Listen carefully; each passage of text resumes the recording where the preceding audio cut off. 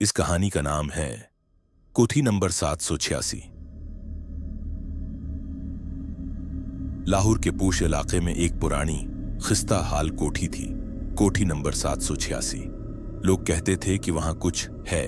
कई बार लोग अंदर गए मगर बाहर न निकले, मगर ये सब बातें सिर्फ अफवाहें समझ ही जाते हैं। यहां तक कि रिहान ने उसे खरीदने का फैसला कर लिया।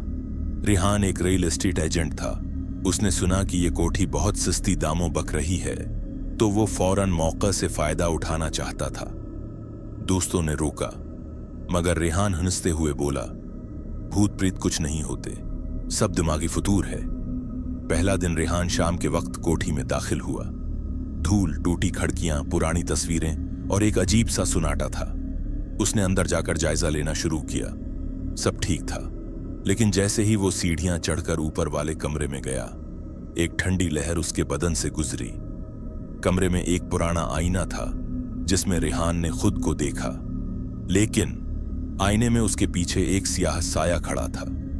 वो मड़ा, मगर पीछे कोई न था। उसने समझा शायद थकन है और नीचे जाकर सो गया।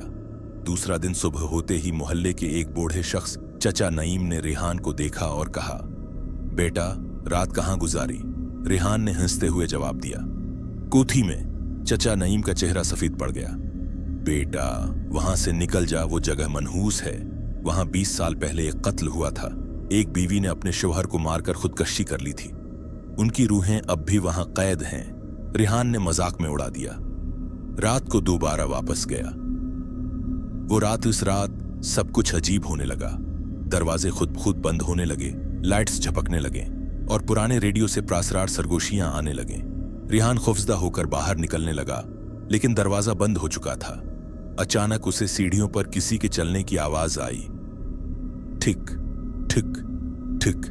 वो मड़ा और देखा, एक औरत सफेद लिबास में खून से लथपथ सीढ़ियों से नीचे आ रही है। उसकी आंखें खाली थीं और हाथ में छुरी थी। रिहान ने चीखते हुए पीछे हटना चाहा, मगर उसके कदम जमने लगे। औरत ने करीब आकर सरगोशी की, यह कोठी अब तुम्हारी नहीं रही, तुमने हमें जगा दिया है।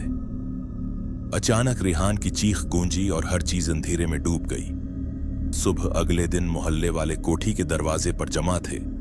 अंदर जाकर देखा तो रिहान मौजूद न था। सिर्फ आईने पर एक खून से लिखा पैगाम था, एक और हमारे साथ शामिल हो गया। अगर आपको यह कहानी पसंद आई तो मैं उसका अगला हिस्सा भी लिख सकता हूं, या अगर आप किसी खास माहौल या किरदार के साथ नई कहानी चाहते हैं तो वो भी।